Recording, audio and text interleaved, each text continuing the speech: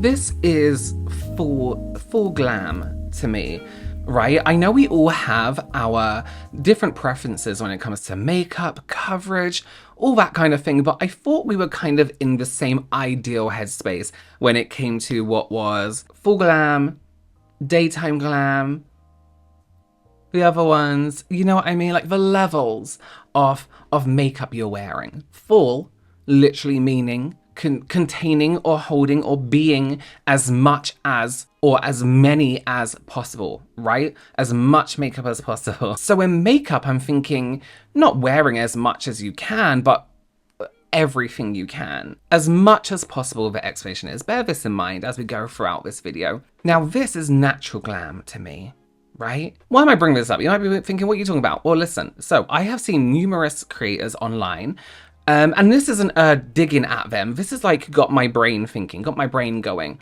on a few different avenues. But I've seen a few different creators online be like, wearing full glam makeup today. And I'm like, full what? Full skincare? You've done all your skincare and then you're going to go into makeup because full glam where? One person in particular. I won't say who it is because I mean this is their version of full glam and this is what I want to look at. One person in particular did this like transition, right, where they kind of just had their bare face and then they went like this and then their face was what they said was full glam. So it was like natural. So it was like no makeup and then it was full glam. I had to watch the video about 5 or 6 times because I couldn't see any difference. And it just seemed like, okay, so they had tight lined their eyes, maybe put on a bit of highlighter and then put on like a tinted lip balm. And I was like, hey, so that to me is daytime glam. Now, is this a generational thing? Let's talk about this. I guess let's talk generations. And I think it's really interesting to see how makeup preferences has changed literally since lockdown, right? Maybe because of, but I'm just using that as a timestamp. We all remember that, right? We have gone from what was called 2016 makeup, that full a skill when it came to makeup, to people confidently calling full glam a bit of mascara and some tinted moisturizer. Again, not a bad thing. So there's a theory. Oh, I'm going to do my makeup as we do this because I need to get on with other videos. I'll leave everything linked down below for you. Yes. So there's this theory going around, right? That a lot of newer, more popular content creators, the younger ones, can't actually do makeup. They can only do skincare, right? I've played this before in a reaction video, but just watch this. I just watched that video and I realized it just hit me, the difference between beauty influencers now and beauty influencers of the 2010s. All the beauty girls of the 2010s worked at a Sephora, worked at a Ulta, were MAC makeup artists, were actively doing makeup on clients and an active makeup artist, then became like social media people. True. Girlies now, the talent they have is putting on skin cream. There's no makeup artistry in it. I'm realizing that's what the tea is. Like, everyone used to be a makeup artist and now we're just following regular women who like do a little bit of like blush. There's nothing wrong with that. I'm not trying to attack anyone, but I'm just realizing that's why the makeup game is what it is now. Girlies couldn't keep up with the makeup artists, but they can keep up with Little Miss Drunk Elephant. Did I just crack the code? Now, there may be some truth to this, right? Just hear me out. Hear me out. There are a lot of very skilled beauty content creators, very talented beauty content creators when it comes to makeup. And we even live in a world now where creating engaging content is a skill, you know? But through scrolling through social media, and I'm saying this as a professional makeup artist, right? As somebody who has taught people how to do makeup and educated people on makeup application throughout my career, the makeup skill isn't there, right? Now, they can do natural makeup, but let's be real, it's not that hard. It's not that difficult. Anyone can do it. We live in a world now where, you know, we've done the basics of makeup. A lot of people are more skilled than they realize with makeup. I always think that. And I know that's going to sound really, really harsh, but it's just an observation of how the beauty kind of influencer world is at the moment. And it's a trend at the moment as well to not be covered in makeup, which is fine. Because of course people love that kind of content too. Not everybody wants to see full glam, or what I consider full glam, and I guess a lot of people consider full glam all the time. And I think people would relate to that, you know, not everybody wants to do smoky eyes every day. But it has seen, and I know a lot of people say this about beauty influencers, right, all the time. A lot of beauty influencers do sponsorships, sure, and hopefully they're doing it on products that they genuinely really love.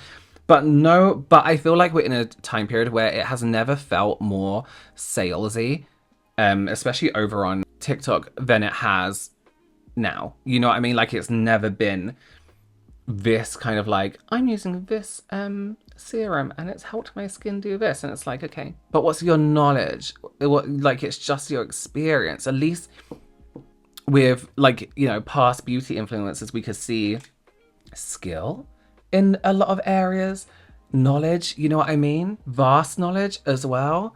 Even if they weren't a professional, even if they're not like a professional dermatologist, they had like really great knowledge in skincare. Of course, some still do. And listen, I don't even believe you need qualifications to be a makeup artist, right? As long as you're doing your hygiene correctly, you know how to shade match people, and you get a lot of practice, you can be a working makeup artist if you're good at makeup and know what you're doing. Sorry, I'm trying to find a clean brush.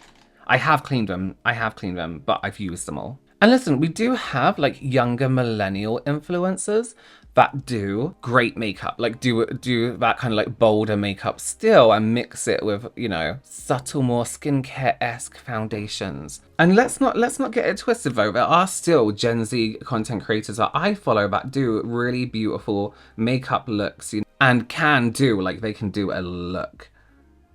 Like blending, graphic liners, all this kind of stuff. But there are some that I follow that I'm like, one day I want to see you in a full blue eyeshadow look that's like blended out to shit, and it's got like loads of different textures on it. And I want to see you do a black lip, even if it's not your taste.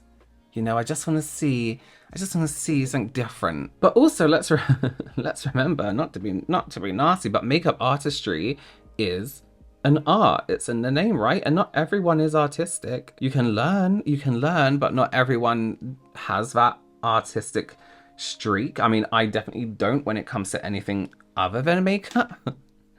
Like, I couldn't draw, anything. Being a content creator isn't a creative art skill in that way. Is it a skill?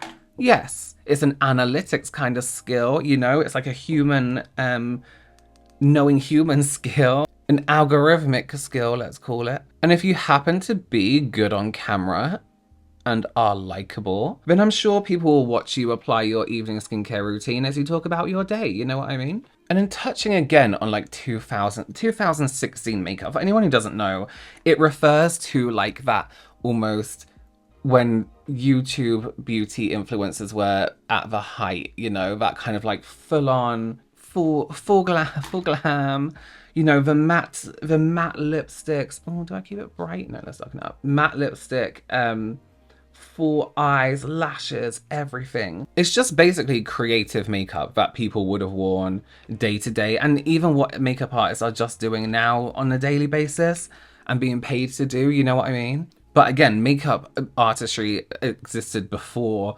social media, and people were still doing those kind of looks before social media. And they continue to do it now, you know, even not online, in a world that exists, in a world that's, you know, makeup that exists offline. So in my mind, a part of the Gen Z age group, not all of them, because, you know, we can't group people together and say they're all the same, didn't grow up learning makeup, you know, the same way as we did. Probably my generation and older, we learned it through trial and error, because we didn't have social media for a big part of our lives. And then you have people who are, you know, a little bit younger, who probably learned from their favorite beauty YouTubers online, who, you know, made the mistakes for them so they didn't have to. A lot of them, if you think about it, have kind of grown up learning makeup in a time period coming out of COVID or going into it, where actually wearing makeup wasn't a thing. Skincare was a thing. Looking after your skin was a thing. Also, not that makeup is bad for you if you wash it off properly,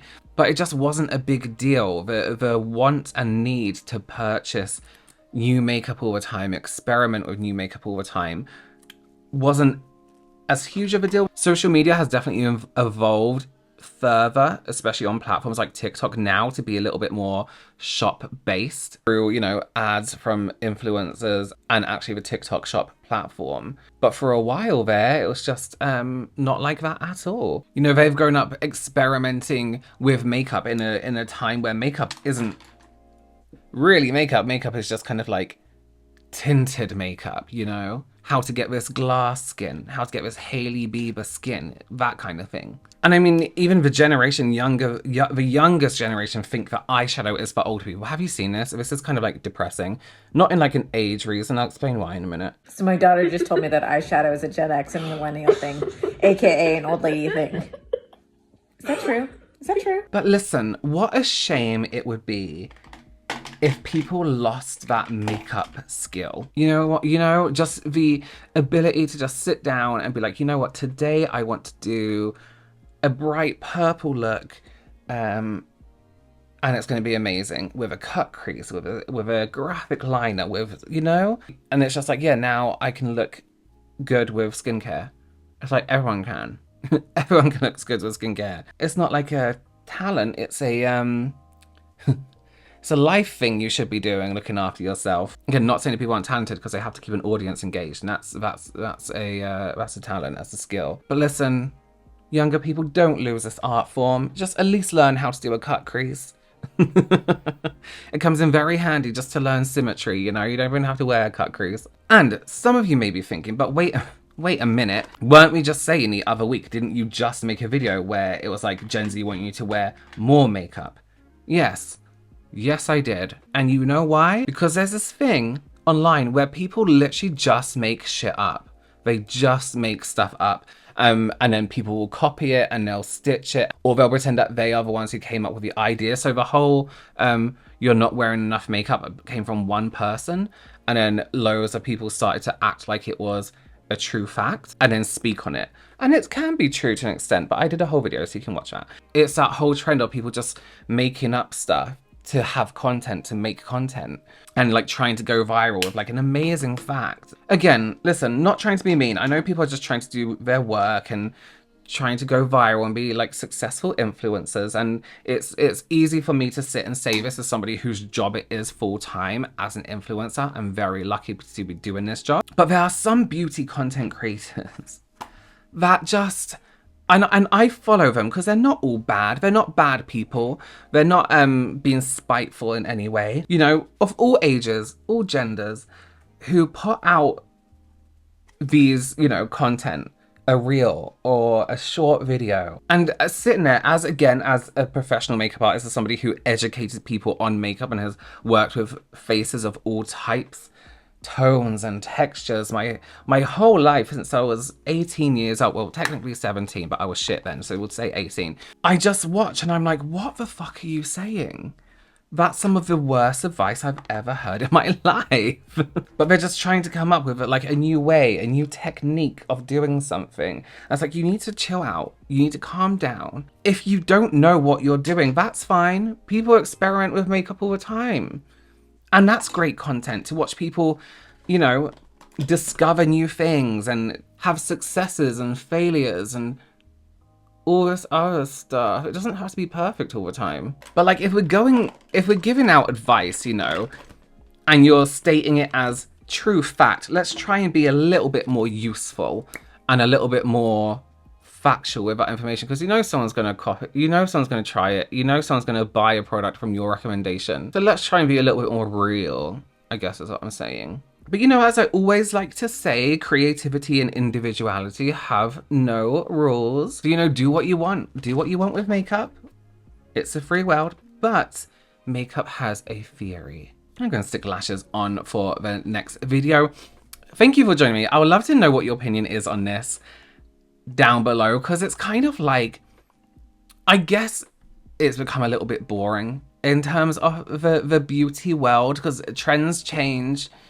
You'll notice on like YouTube, for example, people say they love tutorials, but no one watches them. And people be like, I watch them, but you know, sometimes 10 people isn't enough versus the 100,000 people that are going to watch commentary content, for example. And I'm hoping that we get into a beauty world now where people are actually doing some more makeup. That would be really nice to see. Just because I know there'll be a few questions about it, I just want to address my Baymax mirror. This is from Yes Style. Those of you who don't know, they give me like an allowance every month and then I choose what I want to buy. So this is technically gifted, but I chose it. I also have that little round key ring. It's not very heavy at all. It's quilted.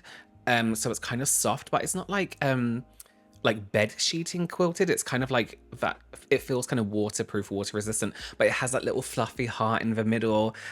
These are the measurements. It's a really, really cute mirror. I don't know why I use it when I'm doing my makeup because I really don't want to stain it. But I have a discount code for Yes Style, which I'll link down below for 10% off when you spend a certain amount. But this whole brand, let me show you. It's from this place, and they do loads of different kind of like licensed things. So if you're into that, if you're just into cute stuff, I'm gonna go through this because I didn't realize how much stuff they have, and like, you know, cute little bag charms to wear around Disney World. That's what I'm gonna use them for. Then you can check them out. Or they have Rilakkuma. Yes, so that's where my mirror is from. Just because I know people are gonna ask, because I know you guys like cute stuff too. Okay, all right, as usual, let me know your opinions down below and I will see you very soon. Bye.